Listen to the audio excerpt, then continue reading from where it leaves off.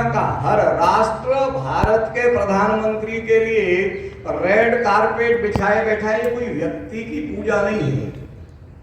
आज भारत की जो भूमिका है पूरी दुनिया के सामने, उस भूमिका की पूजा है जिसके लिए जाने कितने वर्षों से इस राष्ट्र के आप जैसे युवाओं ने अपना बलिदान दिया है। क्योंकि जीवन मूल्यों की जो बात हुई, उस जीवन मूल्यों को स्थापित रखने का काम सदियों से किया गया है।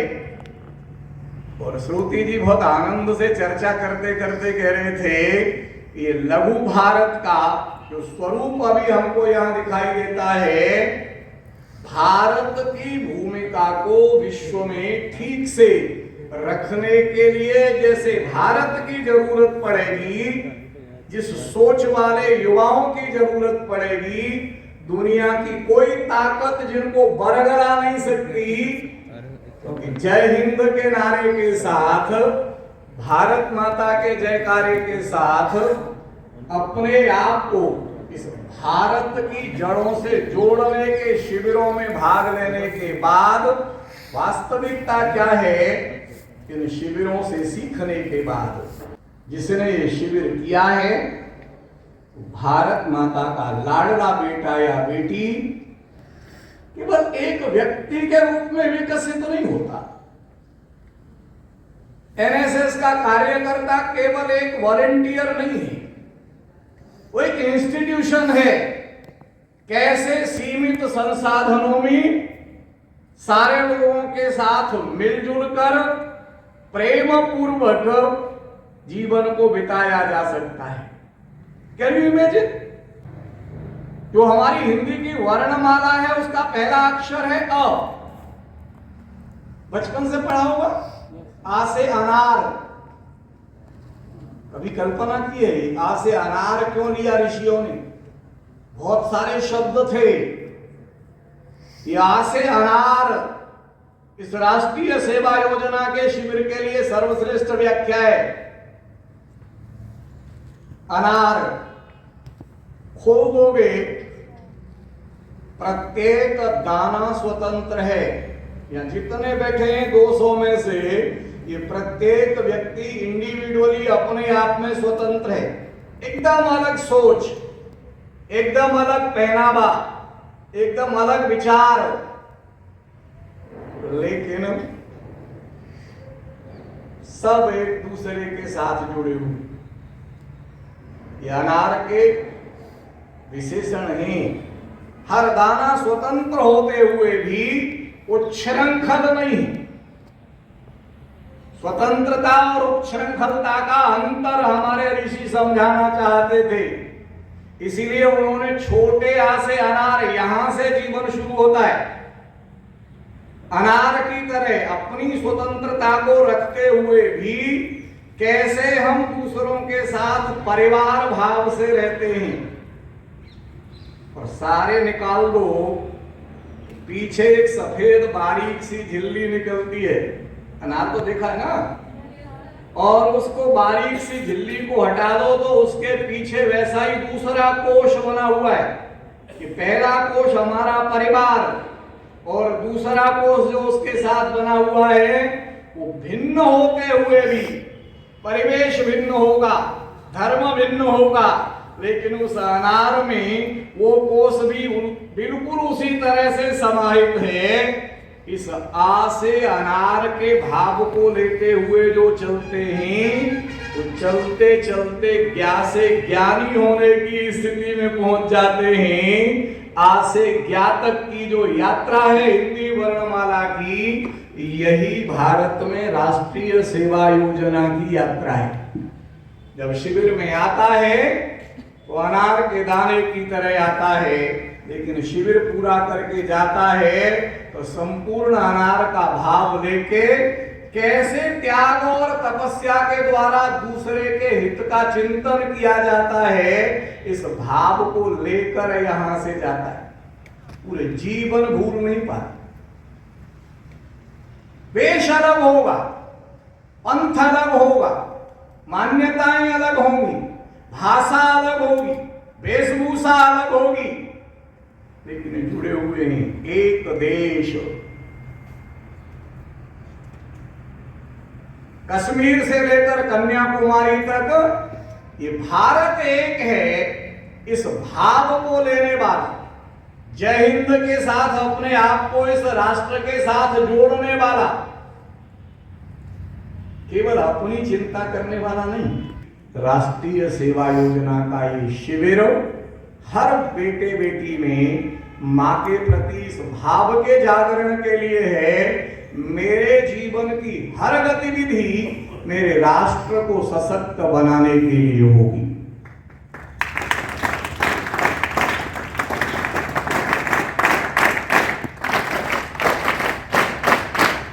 मेरा कोई भी एक काम मेरे इस राष्ट्र को तोड़ने वाला नहीं होना चाहिए। मेरा हर एक काम इस राष्ट्र को सशक्त बनाने वाला, मजबूत बनाने वाला, दुनिया के सामने आदर्श प्रस्तुत करने वाला। अंग्रेजी शिक्षा में हमको सिखाया गया ये देश कभी एक देश था ही नहीं। ये तो जाने कितने अलग अलग राज्य थे, वो तो बेचारे अंग्रेज आ गए जिन्होंने इसे एक देश बना दिया, अंदर डाला। यहां के रहने वाले मूल निवासी नहीं थे यहां के, वो बाहर से आए। कितना प्रभावी ढंग से डालने का प्रयास किया। कक्षा 6 की किताब में भी वही पढ़ाया गया। आर्य मध्य एशिया के निवासी थे, मैक्स मूलर ने बताया। 9th 10th में भी वही, 12th में भी वही, ग्रेजुएशन में भी वही। यूपीएससी की परीक्षा में 5-5 प्रश्न पूछे जा रहे हैं। आर्य कहां के निवासी थे? पहला प्रश्न, आर्य मध्य एशिया से आए थे, किसने कहा? फिर तीसरा प्रश्न, मैक्स मूलर ने किस आधार पर आर्यों को मध्य एशिया का निवासी बताया? Can you imagine? ये 4-5 बार पूछे जाने का कारण क्या था? यहां के रहने वाले के मन में ये भावना आ जाए कि ये मेरा अपना मूल देश है। उनका काम था, उन्होंने किया। राजस्थान का इतिहास बिगाड़ने के लिए कर्नल टाट को लेकर आए, गवर्नर जनरल से ज्यादा वेतन दिया, annals and antiquities of Rajasthan लिखवाई, और राजपूत विदेशियों की संतान थे ये सिद्ध करवाने का प्रयत्न किया। पर 1947 के बाद ये सीन बदलना चाहिए था, नहीं बदला। 75 वर्ष लग गए। आज इतिहास की किताबों में परिवर्तन हो रहा है, अपने गौरव की ओर युवा पीढ़ी जा रही है। फर्क क्या होता है? जब युवा पीढ़ी को अपने राष्ट्र के गौरव का बोध होता है, तब वह अपने राष्ट्र के साथ जुड़ता है। पहचान पता लग जाती है, मैं इस राष्ट्र का मूल निवासी हूं, तो सारी समस्याएं अपने आप समाप्त होने लगती हैं। समस्याएं कब होती हैं? जब पहचान नहीं होती। शिक्षा हमको हमें हमारी पहचान कराती है। ये शिविर हमको हमें हमारी पहचान कराते हैं, हम कौन हैं। किसी धर्म के अनुयायी बाद में, किसी प्रांत के रहने वाले बाद में, स्त्री या पुरुष भी बाद में हैं, पहले भारतीय हैं। ये भारतीयता का बोध होते ही फिर हमको अपनी रोटी में से रोटी बांटने में दिक्कत नहीं, अपनी सब्जी में से सब्जी बांटने में दिक्कत नहीं। ये भाव हमारे अंदर आता है तो आनंद के अलावा कुछ और नहीं देता। सिवाय आनंद के हमें कोई और दूसरी चीज नहीं मिलती। संबंध सारा का सारा हमारी मानसिकता के साथ है। खेल खेल में भी हम भारतीय संस्कृति की चर्चा करते हैं। 200 साल पुराना सांप सीढ़ी का एक चित्र बड़ौदा के राज परिवार में रखा हुआ है। 1 से लेकर 100 तक अंक होते हैं सांप सीढ़ी के इस खेल पर, यानी 100 वर्ष का हमारा जीवन ये बताते हैं 100 तक के अंक। यही यात्रा है हमारी, बस इतनी साधारण सी दिखने वाली हिंदी की गिनती थोड़ा परिचय करवाता हूं। 1 2 3 4 5 6 7 8 9 10 ये 10 तक की गिनती क्या बता रही है? आपस में कोई सिमिलर नहीं है कुछ भी। क्या बताती है? इस उम्र तक प्रत्येक बच्चा यूनिक है, उसको एक जैसी शिक्षा नहीं दे सकते, हर एक को स्वतंत्र रूप से विकसित होने का अवसर दीजिए, 1 से लेके 10 तक। पर 10 के बाद गिनती में, आगे की गिनती में एक रिपीटेशन है, रह। 11 से 18 तक तुमको उसे टोकना पड़ेगा, रोकना पड़ेगा, क्योंकि ये तूफान की उम्र है, झुकना सिखाना पड़ेगा। रह, मातृदेवो भव, पितृदेवो भव, आचार्य देवो भव। 18 तक अगर उसकी रह ठीक कर दी आपने तो वो सबको देव समझने लगेगा, स्कूलों का वातावरण ठीक हो जाएगा, कॉलेज में भी ठीक हो जाएगा। रह ठीक हुए बिना कॉलेज चला गया 18 के बाद, फिर हिंदी गिनती में एक नया शब्द आता है, अंग्रेजी में ये सुविधा नहीं है। ईश, 19। ईश मतलब स्वामी। जब रह ठीक हो गया तो सबको ईश समझेगा, और रह गड़बड़ हुआ तो स्वयं को ईश समझता है, तो फिर ये ईश हिंदी में बहुत लंबा जाता है। जितने बैठे हो ये सब ईश वाले हैं। 19 से लेके 48 तक, 48 तक हर गिनती में ईश है। 20, 21, 22, 23, 24, 30, 31, 41, 48 तक। 48 में जाके उसे समझ में आता है कि मैं ईश नहीं हूं, ईश तो कोई और है। तब गिनती बदलती है और धीरे से गिनती में शब्द आ जाता है आस। 49, 50, 2 साल आस रहती है शायद कुछ हो जाए, फिर गिनती में धीरे से आ जाता है 51, 51, 52। आप ध्यान से देखोगे तो समझ जाओगे ये वो उम्र है जिसमें वो इस कोशिश में रहता है कुछ बन जाए, घर बन जाए, कुछ प्रमोशन बन जाए, बच्चों की शादी बन जाए, समाज में कोई स्थान बन जाए। 58 तक, और 58 के बाद धीरे से हिंदी गिनती में शब्द आता है 60, 59।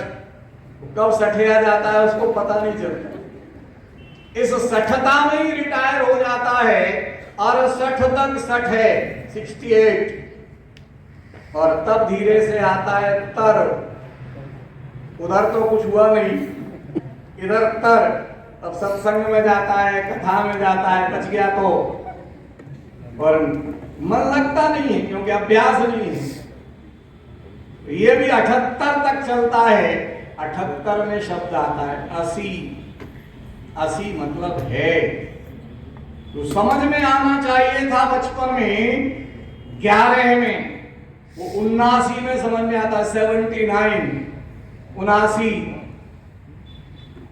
तब जाके चलता है 89 तक, 89 तक। ये 80, 80 मतलब है, वो कोई और शक्ति है।